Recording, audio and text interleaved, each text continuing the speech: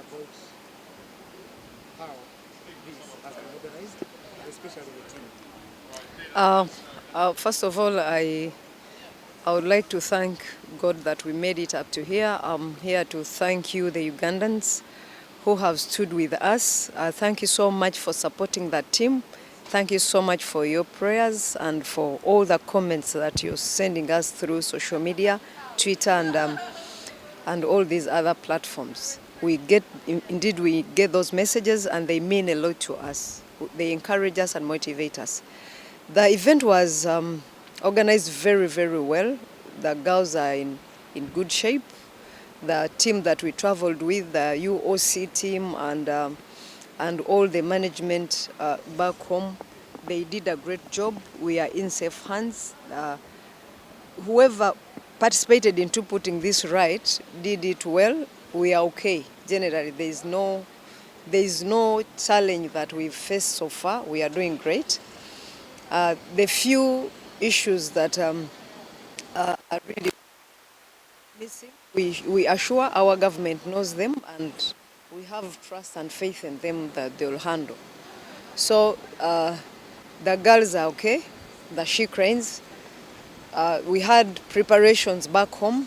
I want to take this opportunity and thank the partners who supported us when we were still home to be able to go for regional tours, to have, those kind of friendlies, to take the girls to different districts to identify new talents. By doing that, most people thought actually we were doing nothing. Most people, I used even to see some comments, people saying, oh, instead of going to Jamaica for friendlies, instead of going to UK for friendlies, we didn't have funds to take us that far. And we couldn't keep the girls indoor doing nothing.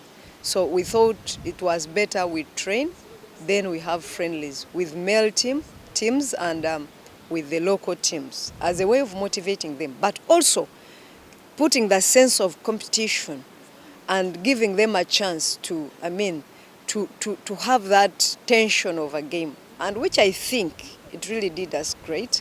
Our girls had a first game with New Zealand. We lost to it. It's not what we wanted, but we put up a good game. Then yesterday we played Trinidad and Tobago. We got a win, our first win. So tomorrow we are playing England. We are ready for it, and we are praying to God that we get our second win. Yeah. Uganda. Njagala kwebaza Katonda olw'okututuusa wano n'otukuuma, ate era njagala kwebaza bannayuganda olw'obuwagizi n'omukwano gwe mutulaze. Njagala kubeebaza nnyo muyimiridde naffe mu ngeri nnyingi. Mu ngeri y'enjawulo njagala kwebaza abasponsors baffe abaatubeereddewo nga tuli e Uganda, Plascon, GoTV, aba MTN Uganda, aba Gaming and Rotaries, abantu ab'enjawulo ba Serena Bani mwenna abatukwatiddeko abatuyiriddewo omubiri. Abantu abasinga baalabanga ffe kye twali tukola ekyali eky'obwewusa. Okugamba nti okutte CRANE ogitutte Rubirizi, okutte CRANE ogitutte Eggulu, teri mupiira, teri ki. Naye mu kugenda eyo twali tunoonya bitone, naye ate n'ekirala ne CRANE yennyini twali tugimanyiza okutandika okuvuganya nga tebali nti bokka be beezannya bazanyira indo teri abalaba. Twali tugezaako okubamalamu ekiwuggwa ekyo kubanga munaye tetwalina ssente zitutwala bungi. Abaganda bagamba nti mwana weka mwana wekka, so twalina kweka mwana tuzirabye. Results z'ekyo tuzirabye kubanga abaana baffe bazannye bulungi nnyo bwe babadde bazannya ne New Zealand. Wadde nga New Zealand yatuwangudde, naye temwerabira nti New Zealand ttiimu nnungi nnyo, eri ranked namba 2 mu nsi yonna, ffe tuli ranked namba 6. So bwe tubanga New Zealand twagikuumye netukuba mu ggoolo ezo zokka, ate nga ffe tugiteebyemu naffe nnyingi, nze ndowooza nti abaana baatuwadde ekisinga kyabwe. Nabwe kityo njagala kusaba, ate era nasanyukidde nnyo ne wiini yaffe yasoose ey'eggulo. N'olwekyo njagala kubasaba mwongere mutuwagire, mutukwatireko. Wano wenjagalira okwebaza Honorable Minister Obuwa n'abantu bonna abatambudde be yakulembedde okujja eno okutuwagira. Buli we tubalaba nga bawagira tuddamu amaanyi. Njagala kwebaza bannayuganda bonna abatuwagidde nnyo, mwebalire ddala. njagala kwebaza abantu bonna ab'enjawulo n'abatali bannayuganda abayimiridde naffe emizannyo gino. Olunaku lw'enkya tugenda kuzannya Bungereza. Tukimanyi nti eyina home advantage eri waka eri kwayo, naye naffe tumanyi nti gwe tulumba tumusanga mu nju ye. So tugezaako okugattagatta obwongo bwonna okulabika nga tumusuuza olunaku lw'enkya. Wadde nga naye ali ranked bulungi okutusingako, naye ffe tetutidde kubanga we bali we twagala okudda. Naffe tunoonyayo omunene yenna gwe tugwa naye, n'olw'ensonga eyo tugenda kukola ekisinga kyaffe, ebisigadde tujja kubirekera Katonda. Tusaba mwongere okutuwagira. You've got a dream of establishing a facility in Kampala. Yeah. Considering what you're seeing here at the World Resort Arena, in a minute, how do you plan to forge ahead? Njagala, I would like to inform the world and the country, Uganda in particular, that we are not doing good as far as facilities are concerned. Even if you look at the places where we just go for training, just training, not competition, arena. Even if we had this training facility as our main facility, that would be good enough to help our teams, train and get used to such facilities.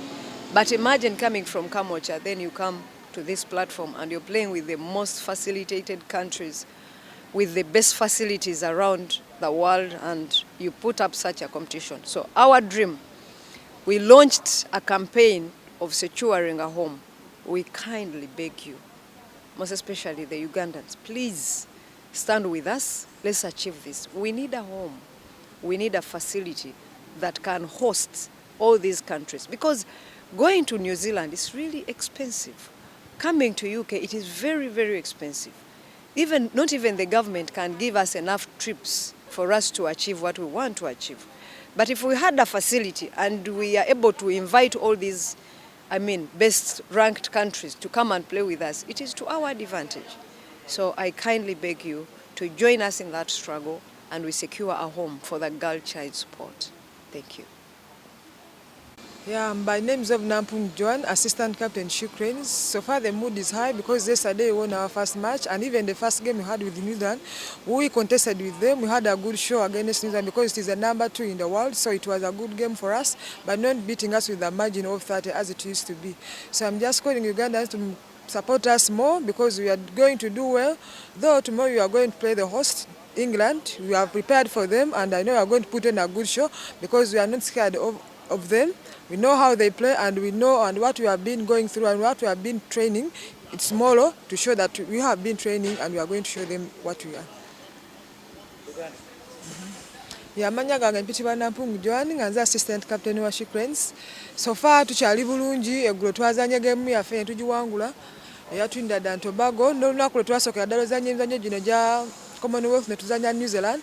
Twazanya bubi ku yo kubanga okusinziira engeri gye twazannyamu ye namba 2 mu nsi yonna. So twateekawo omutindo ogw'enjawulo, omutindo omulungi, era nga nkola bannayuganda bonna abali eyo okulaba nga batuwagirira ddala, era nga tugenda tubazaamu essuula okulaba nga tuwangula games ezisinga. Enkya nga tugenda okwetegekera era okuzanya tiimu ya England nga ba host.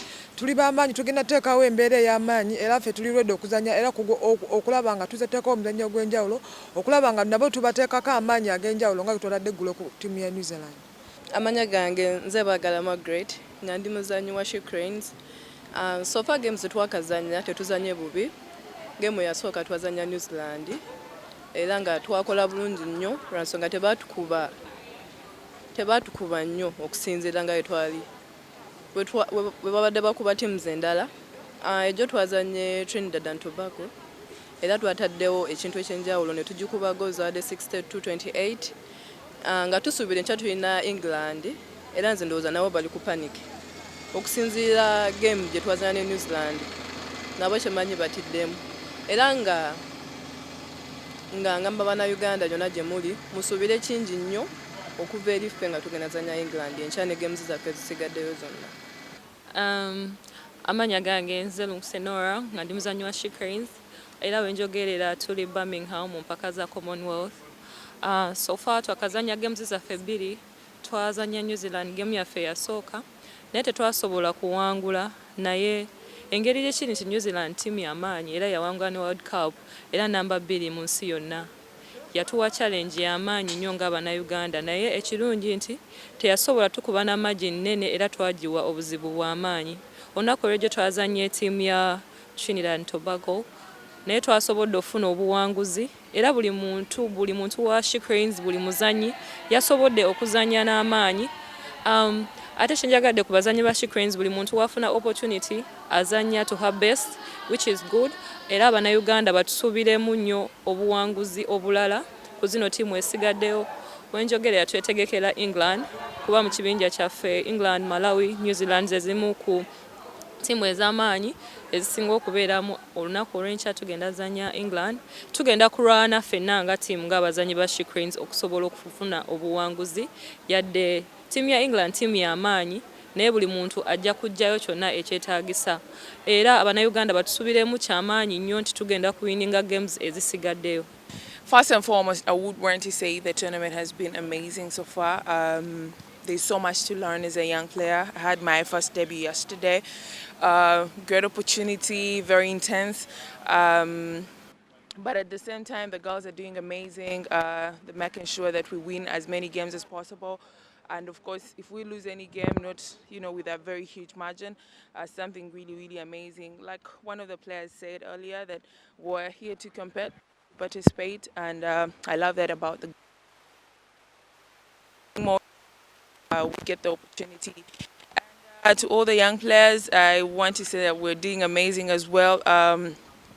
Like I said, so much to learn, and every time you're given an opportunity to play, it doesn't matter how long, all you have. We still have much expectation because I know right now they are now on panic because the way we had given hard time to New Zealand, they are now expecting like a competitive game tomorrow. But still for us, our mission here is to compete with them because we didn't come here just to participate. And I know for Team Uganda we shall make it. Amanya gange nze Nalwanja Shafi nga ndi muzanyi wa CRANES. Tournament eno okusinzira wetambudde tebadde nnungi nnyo ate tebadde mbi nnyo.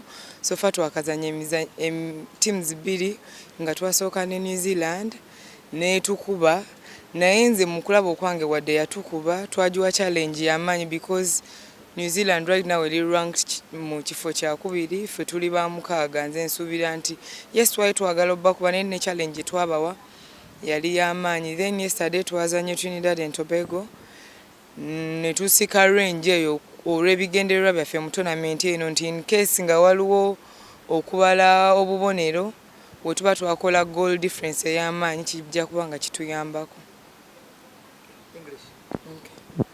My name is Nalwanja Shafi. I'm a CRANES player. So far, things have not been that good because we played 2 games.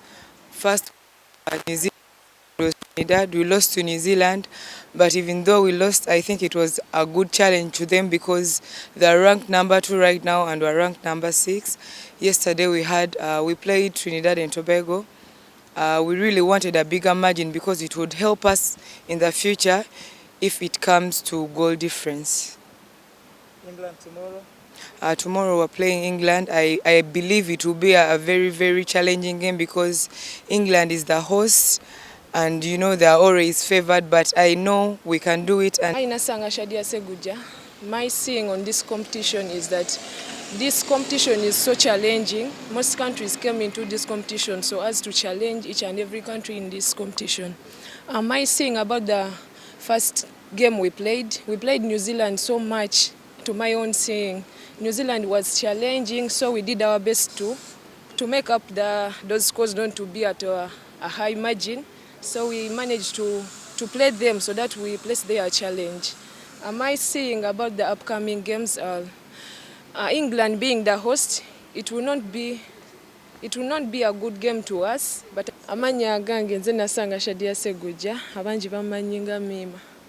Tournament eno nze kyenjirabyemu tournament okutwaliza awamu si nnyangu abantu bonabona bajja baagala kuwangula ffe nga abazannyi tukola kyonna kyonna ekisoboka okulaga nti nno tuteekawo eyo challenge wadde bimu bigenda ne bijja bubi ebirala ne bijja bulungi kati nga ku mupiira gwa New Zealand twagezaako buli kimu ekisoboka naye results tezaali nnungi naye era nga twali twagala tuguwangule ne twekubagiza ne tugamba guno omupiira oguddako tulina okuguwangula era Mukama yatusobozeseza ne tuguwangula.